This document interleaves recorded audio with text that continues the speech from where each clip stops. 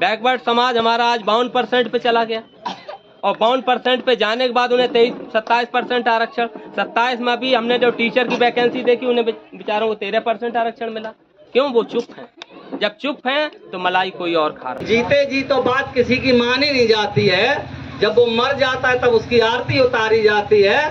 और हमारे समाज के दलाल निकम्मा भड़ुआ उसी तस्वीर के सामने फोटो खिंचा करके फेसबुक पर वायरल। दिल से बहुत रोया, आंखों से नहीं रो सका, अब पूरा जीवन बिता दिया आप लोगों के संघर्ष के लिए, घर जा करके नहीं सो सका, घर जा करके नहीं सो सका।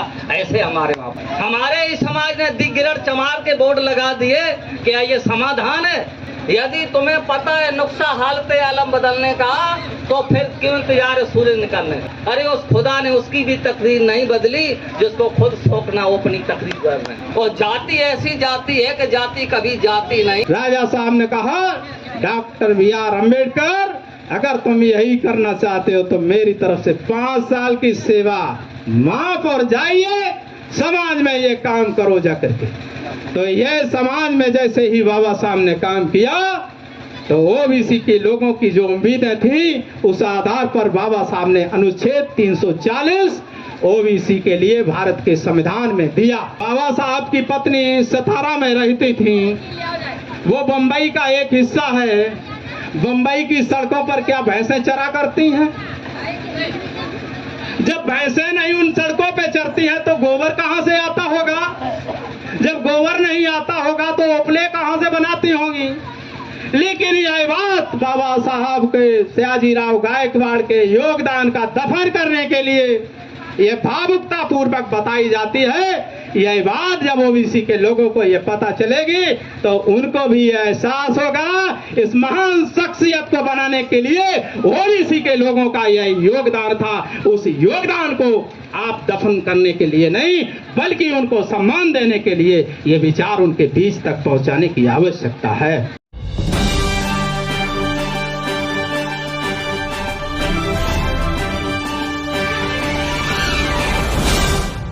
बाबा साहब ने जो हमारे लिए संघर्ष किए हैं, उनके संघर्षों का एक प्रकार से हम कहें तो मजाक उड़ा रहे हैं। बैकवर्ड समाज हमारा आज 52% पे चला गया और 52% पे जाने के बाद उन्हें 27% आरक्षण, 27 में भी हमने जो टीचर की वैकेंसी देखी उन्हें बेचारों को 13% आरक्षण मिला।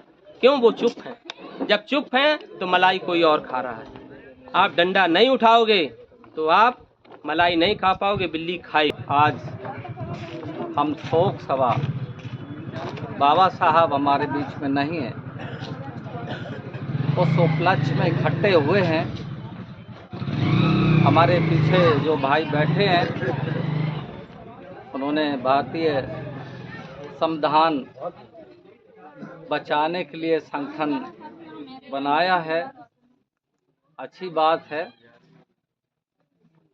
महापुरुषों के बारे में जितना भी ज़्यादा बोला जाए कम है। बाबा साहब के विचारों को जान लेना और बाबा साहब के विचारों पे अमल करना अंतर है। और देखने को ऐसा मिलता है, कभी कभी हम काम ऐसे कर बैठते हैं कि हम शिक्षित तो हैं लेकिन काम हम साक्षरता के करते हैं, क्योंकि हम शिक्षित कहे जाने वाले भी हम शिक्षित नहीं हैं, हम साक्षर हैं। साक्षर हैं क्योंकि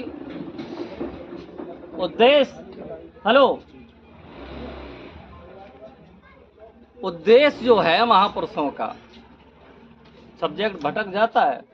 मैं समझता हूँ आपने संगठन बनाया है वो ये उद्देश्य नहीं है, कोई बोले बात करने लगे तो फिर मैं बैठ जाता हूँ। साथियों, भारत में दुर्भाग्य है, जो पहले खड़ी व्यवस्था थी, बाबा साहब ने बैलेंस के लिए व्यवस्था संविधान में दी थी। दुर्भाग्य है transfer of power Nehru and company के हाथ चला गया तो उन्होंने ओनली वन कास्ट के लिए खड़ी ही व्यवस्था रखी और कार्यपालिका, न्यायपालिका, विधायिका, मीडिया पे कब्जा उन्हीं ओनली वन कास्ट के लिए बनाया गया, उन्हीं का आज कब्जा है, इसलिए भी हम परेशान हैं। रही बात भारतीय संविधान सुरक्षा, तो ये रहा है कि जीते जी तो बात किसी की मानी नहीं जाती है, जब वो मर जाता है तब उसकी आरती उतारी जाती है, और हमारे समाज के दलाल, निकम्मा, भड़ुआ उसी तस्वीर के सामने फोटो खिंचा करके फेसबुक पर वायरल करते हैं। ये उद्देश्य नहीं है महापुरुषों का। महापुरुषों का उद्देश्य, महापुरुषों का जो संघर्ष था, दिल से बहुत रोया पर आंखों से नहीं रो सका। क्यों? समाज पहले ही से रो रहा था। दिल से बहुत रोया, आंखों से नहीं रो सका, अब पूरा जीवन बिता दिया आप लोगों के संघर्ष के लिए, घर जा करके नहीं सो सका, घर जा करके नहीं सो सका। ऐसे हमारे महापुरुष थे। अब मैं समझता हूं समाज जागरूक है, और समाज की जागरूक होते हुए भी उनकी महिलाएं या उनकी बहनें उनके साथ नहीं आई, तो हम साक्षर हैं, शिक्षित नहीं है। क्या पत्नियों से लड़ाई है जो आपके साथ नहीं आ पाई? क्या बहनों से लड़ाई है जो आपके साथ नहीं आ पाई? सबसे ज्यादा तो अंधविश्वास इनमें ही है। दीपावली निकल गई, निकर छछूंदर बैठ लक्ष्मी, पता नहीं कितनी इनकी सासें मर गई सूप बजा बजा करके, लक्ष्मी सूप भर के नहीं आई, और वो घर से वो नहीं निकल पाया। निकल छछूंदर बैठ लक्ष्मी, छछूंदर भी नहीं निकल पाई, लक्ष्मी भी नहीं आ पाई घर में, और इनके लड़का सोनीपत, पानीपत जाकर के वहाँ 12-12 घंटा ड्यूटी करते हैं। एक बार सूप बजा करके लक्ष्मी आ जाती तो क्यों बार बार रोना पड़ता? जब कोई उससे कोई सार नहीं है तो ऐसे काम क्यों करते हो? ये निकम्मापन है समाज में। पढ़े लिखे लोग होते हुए भी घर में सूप बजवा रहे, क्या मतलब है इससे? अब समाज में जो विघटन है, समाज का देखिए क्या है, हमारे लोग क्या करते हैं, सर में दर्द हुआ, सर दर्द की दवा लाए, आराम हो गया। सर दर्द क्यों हुआ, उस कारण की दवा नहीं लाए, उस कारण की दवा नहीं लाए तो ये दर्द आज नहीं तो 1 महीने बाद फिर होने लगेगा। भारत में ब्राह्मणों ने, ब्राह्मण इतना होशियार है, ब्राह्मणों ने बनाई ब्राह्मण महासभा। तिवारी, शुक्ला, मिश्रा, गोस्वामी, अग्निहोत्री, पराशर, दुबे, दीक्षित, वाजपेयी के नाम से कोई सभा नहीं बनाई। ब्राह्मण ने क्या बनाया? ब्राह्मण महासभा। हमारे लोग क्या बना रहे? जाटा महासभा, कठेरिया महासभा, दिवाकर महासभा, शंकवार महासभा, सप्ताह महासभा, पाल महासभा, यादव महासभा, 6743 जातियां आपकी बांटी थी दुश्मन ने, आप वही सभा लेकर के घूम रहे हो। समाज ऐसे संगठित हो जाएगा? हमारे इस समाज ने दिग्ग्रेड चमार के बोर्ड लगा दिए, क्या ये समाधान है? दिग्ग्रेड मूल निवासी बोर्ड लगाते, दिग्ग्रेड 85 का बोर्ड लगाते, दिग्ग्रेड मूल निवासी समाज का बोर्ड लगाते सर जी, तो आज हम जोड़ रहे थे। दिग्ग्रेड चमार का बोर्ड लगाने से हम सारे लोगों को तोड़ रहे हैं, जोड़ नहीं रहे हैं। बाबा साहब का ये उद्देश्य है ही नहीं, ये किसी महापुरुषों का उद्देश्य नहीं है। ना हमें बता दो, हजारों महापुरुष हमारे बीच से जा चुके हैं, किसी भी महापुरुष ने जाति पे काम नहीं किया जो हम लोग जाति पे काम कर रहे हैं। कांसीराम, बाबा साहब, कबीर साहब, रविदास, कितने गिनाए जाएं, किसी ने जाति का काम नहीं किया। हमारे लोग क्यों कर रहे हो? बहुजन का काम करो। हम बहुजन समाज पार्टी की बात नहीं कर रहा, बहुजन की बात कर रहा हूँ। बुद्ध विचारधारा, बुद्ध विचारधारा, बहुजन नेताए, बहुजन सुताए। तो साथियों, बहुत सारी कमियां हमारे लोगों के बीच में है। यदि तुम्हें पता है नुक्सा हालत आलम बदलने का, तो फिर क्यों इंतजार है सूरज निकलने का? यदि तुम्हें पता है नुक्सा हालत आलम बदलने का, तो फिर क्यों इंतजार है सूरज निकलने का? अरे उस खुदा ने उसकी भी तकदीर नहीं बदली जिसको खुद शौक ना हो अपनी तकदीर करने का।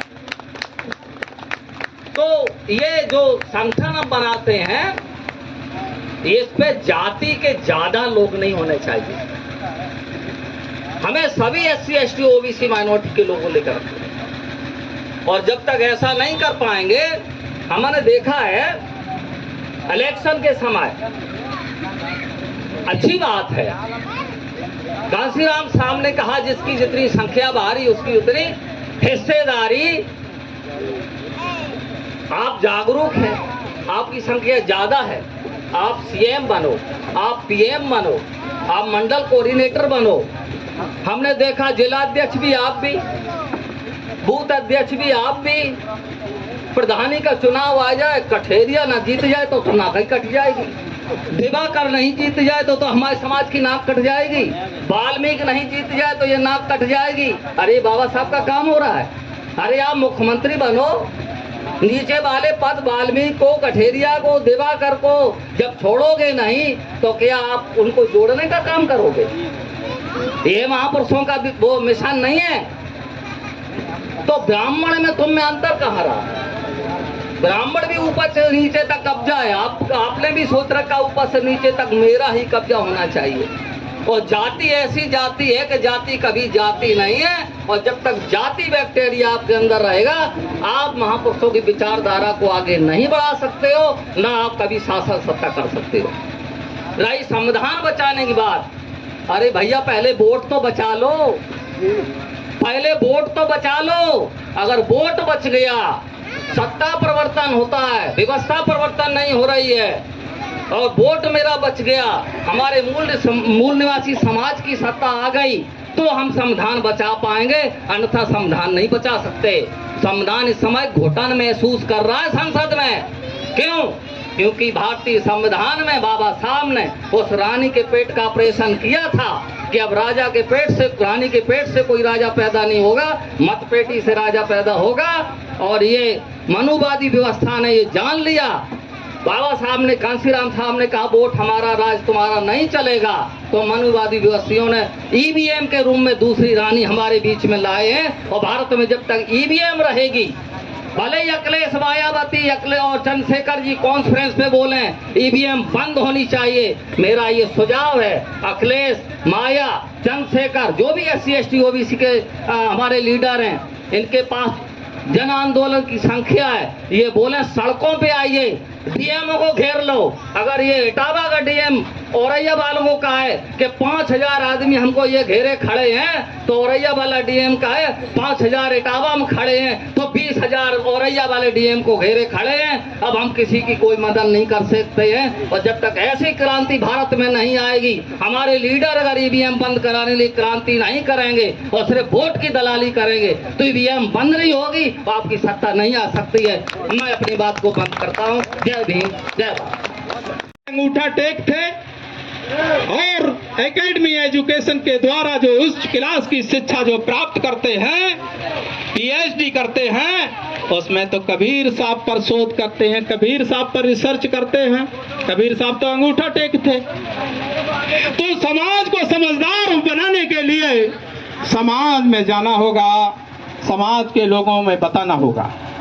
बात जुड़ने की आ जाती है कि हम समाज को कैसे जोड़ेंगे, तो लकड़ी को जोड़ने के लिए फेविकोल की आवश्यकता होती है, और कपड़े को जोड़ने के लिए धागे की आवश्यकता होती है। तो व्यक्ति से व्यक्ति को जोड़ने के लिए विचारों की आवश्यकता होती है। वही विचार जानने होंगे और समाज के लोगों को बताना होगा। यह बात हम समाज के लोगों में ये बताना होगा कि हम संविधान को कैसे बचा सकते हैं। संविधान को बताने के मंच पर और यहाँ पर बताने की जरूरत नहीं है, तो कैडर की बात है। कैडर, जिसको कैडर कहते हैं, कैडर की परिभाषा होती है पूर्व का इतिहास, वर्तमान की स्थिति और भविष्य की रणनीति, उसका कहते हैं कैडर। इसके बाद में आपने सुना होगा माननीय कांसीराम साहब के समय में लोग कहा करते थे मिशन, बाबा तेरा मिशन अधूरा, हम सब मिलकर करेंगे पूरा। अरे भाई वो मिशन कौन सा है? मिशन अधूरा और हम सब मिलके करेंगे पूरा। बाबा तेरा मिशन अधूरा और हम सब मिलके करेंगे पूरा। तो मुझे यह भी जानना होगा कि मिशन अधूरा क्या है। मिशन अधूरा यह है कि बाबा साहब इस भारत के संविधान में सबको हिस्सेदारी देना चाहते थे। वह सिर्फ एससी और एसटी के लोगों की ही हिस्सेदारी मुकर्रर हो पाई, जिसमें 131 मेंबर ऑफ पार्लियामेंट जाते हैं। तो यही आधा काम हो पाया, ये काम अधूरा हुआ।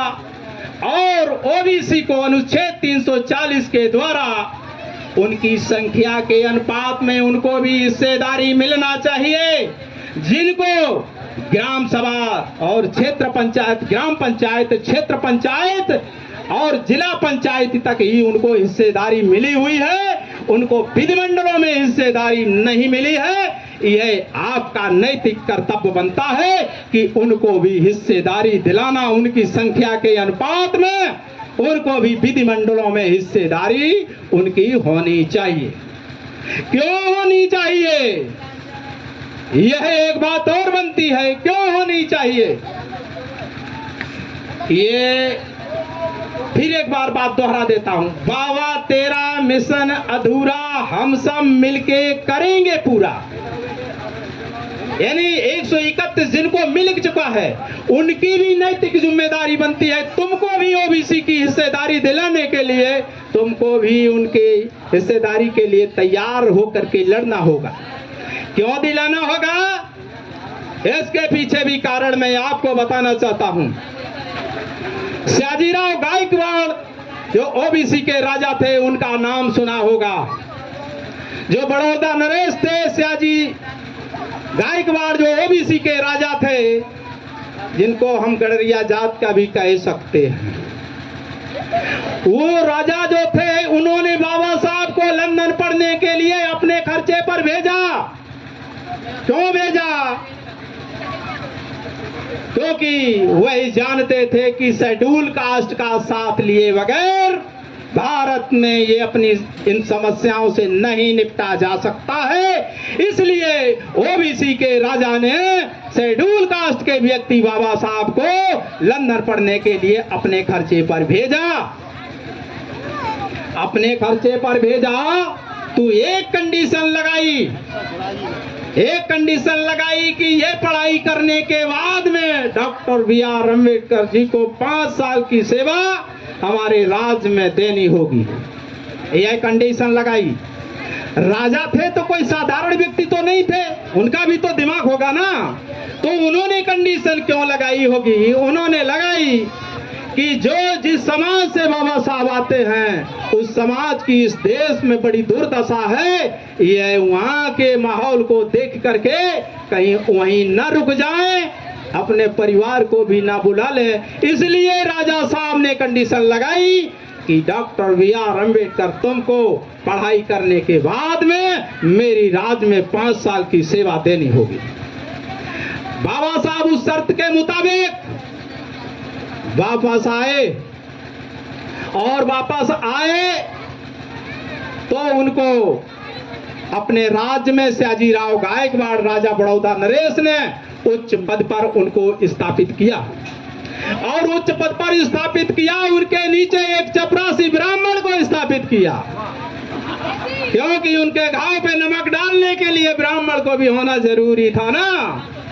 तो जैसे ही वहां पर उनको किया, बाबा साहब ने फाइल मांगी, तो उस व्यवस्था के द्वारा फाइल फेंक करके जैसे ही दिया, तो बाबा साहब को फिर दिमाग में चोट आई।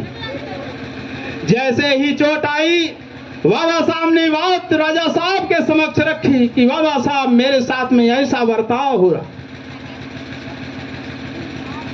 राजा साहब अंदर अंदर से मुस्कुराए होंगे कि जिस प्लान को हमने बनाया था वो प्लान मेरा कामयाब हो रहा है। और बाबा साहब को यदि वह रहने के लिए, राजा होते हुए क्या घोड़ों के लिए, गधों के लिए जगह होती है, तो बाबा साहब तो उच्च पद पर स्थापित किया, तो उन्होंने अपने उसमें जगह क्यों नहीं दिया था रहने के लिए? तो फिर बाबा साहब को राजा साहब ने रहने के लिए भी जगह नहीं दिया, और बाबा साहब से कहा जाओ समाज में ले लो जाकर के। बाबा साहब समाज में गए, समाज में उनको जगह नहीं मिली, एक जगह उनको मिली तो जो सामाजिक आतंकवादियों ने उनका सामान फेंक दिया। मैं तो सामाजिक आतंकवादी कहूंगा ना उनको। सामाजिक आतंकवादियों ने उनका सामान फेंक दिया तो बाबा साहब को फिर एक झटका लगा। बाबा साहब ने राजा साहब के समक्ष अपनी बात रखी। क्या रखी? राजा साहब, मैं आपके करार के मुताबिक सेवा आपके राज्य में कर रहा हूं। जैसे ही मेरी सेवा समाप्त हुई, जो विषमता फैली हुई है, उस विषमता को खत्म करने के लिए अपना पूरा जीवन का हम समय देंगे। राजा साहब ने समझा कि काम पूरा हो चुका है, काम पूरा हो गया है, अब कहीं रुकने वाला नहीं है, काम पूरा होगा। राजा साहब ने कहा, डॉक्टर BR अम्बेडकर, अगर तुम यही करना चाहते हो तो मेरी तरफ से 5 साल की सेवा माफ और जाइए, समाज में ये काम करो जाकर के। तो ये समाज में जैसे ही बाबा साहब ने काम किया तो ओबीसी के लोगों की जो उम्मीदें थी, उस आधार पर बाबा साहब ने अनुच्छेद 340 ओबीसी के लिए भारत के संविधान में दिया। इसके बाद में 341 अनुसूचित जात के लिए दिया। इसके बाद में 342 अनुसूचित जनजात के लिए दिया। साथियों, बहुत से लोग, हमारे लोग इस बात को कहते हैं कि बाबा साहब की पत्नी माता रमाबाई ओपले बीन बीन करके उनको पैसा पढ़ने के लिए भेजते थे। तो बाबा साहब को पढ़ाने में उनका योगदान था। साथियों, अपने दिमाग पर थोड़ा जोर डालो। बाबा साहब की पत्नी सतारा में रहती थी। वो बंबई का एक हिस्सा है। बंबई की सड़कों पर क्या भैंसें चरा करती हैं? जब भैंसें नहीं उन सड़कों पे चरती हैं तो गोबर कहां से आता होगा? जब गोबर नहीं आता होगा तो ओपले कहां से बनाती होंगी? लेकिन यह बात बाबा साहब के, सयाजीराव गायकवाड़ के योगदान का दफन करने के लिए ये भावुकता पूर्वक बताई जाती है। यह बात जब ओबीसी के लोगों को ये पता चलेगी तो उनको भी एहसास होगा इस महान शख्सियत को बनाने के लिए ओबीसी के लोगों का यह योगदान था। उस योगदान को आप दफन करने के लिए नहीं, बल्कि उनको सम्मान देने के लिए ये विचार उनके बीच तक पहुंचाने की आवश्यकता है।